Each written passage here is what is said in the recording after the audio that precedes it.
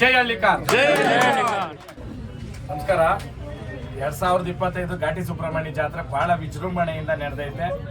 ಒಂದೇನಂತಂದ್ರೆ ಒಂದೇ ದಾರಿ ಇರೋ ಕಾರಣಕ್ಕೆ ಟ್ರಾಫಿಕ್ ಸಮಸ್ಯೆಗಳು ಎದ್ದು ಕಾಣುತ್ತೆ, ಎಲ್ರಿಗೂ ಗೊತ್ತಿರೋ ವಿಚಾರ.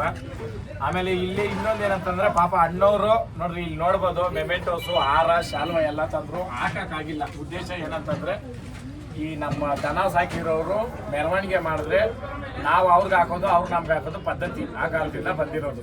ಏನ್ ನಾರಾಯಣ ಇಲ್ಲಿ ಏನಾಗೋಯ್ತು, ಜನ ವಿಪರೀತ, ಆಮೇಲೆ ಸೆಲೆಬ್ರಿಟಿಗಳು ಬಂದಿದ್ದ ಕಾರಣಕ್ಕೆ ಅವ್ರನ್ನ ನಾವು ಗಮನಿಸಾಕ ಗಾಡಿನಲ್ಲಿ ನಿಲ್ಸಿದ್ರಿ. ಪಾಪ ಅವರು ನಮ್ಮ ಜೊತೆ ಲಾಸ್ಟ್ ವರ್ಕು ನೋಡ್ರಿ, ಸ್ಟಾರ್ಟಿಂಗ್ ಇಂದ ಬಂದು ಇಲ್ಲಿವರೆಗೂ ಮಾಡಿಕೊಟ್ಟವ್ರೆ. ಜನದ ಪ್ರೋತ್ಸಾಹ ಹೆಂಗಿತ್ತು ಅಂತಂದ್ರೆ ಪರ್ಸೆಗ ಸ್ಟಾರ್ಟಿಂಗ್ ಹೆಂಗ್ ಬಂದ್ರು ಲಾಸ್ಟ್ ವರ್ಗೂ ಜನತೆ ಎಲ್ಲರೂ ಬಂದಿದ್ದೀರಾ. ನಮ್ಮ ಕಡೆಯಿಂದ ಧನ್ಯವಾದಗಳು. ಆಮೇಲೆ ನಾನು ರೈತ ಅನ್ನೋ ಒಂದು ಕಾನ್ಸೆಪ್ಟ್ ಇಟ್ಕೊಂಡು ಅವ್ರು 8-10 ವರ್ಷದಿಂದಾನೇ ಅವರು ಇದನ್ನ ಮಾಡ್ಕೊಂಡು ಬಂದಿದ್ರು. ಆಮೇಲೆ ಇಲ್ಲಿ ಪ್ರಪ್ರಥಮ ಬಾರಿಗೆ ನಮ್ಮ ಘಾಟಿ ಸುಬ್ರಹ್ಮಣ್ಯ ಜಾತ್ರೆನಲ್ಲಿ ಕೇಶವಣ್ಣವರು ಎತ್ತುಗಳು ಕಟ್ಟೋ, ಹಳ್ಳಿಕಾರ್ ಎತ್ತುಗಳು ಕಟ್ಟೋ ಮುಖಾಂತರ ನಮ್ಮ ರೈತ ಬಾಂಧವ್ರ ಜೊತೆನಲ್ಲಿ ಸೇರಿಕೊಂಡು, ನಾನು ರೈತನ ಮಗನು ಅಂತ ಸೇರ್ಕೊಂಡವ್ರೆ.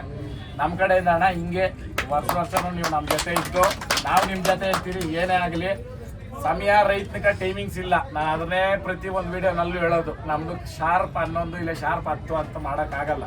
ಆ ಕಾರಣಕ್ಕೆ ಅಡ್ಜಸ್ಟ್ಮೆಂಟು ಇದರಲ್ಲಿ ಮಾಡ್ಕೊಡ್ಲೇಬೇಕು, ಹೌದಾ? ಆ ಕಾರಣಕ್ಕೆ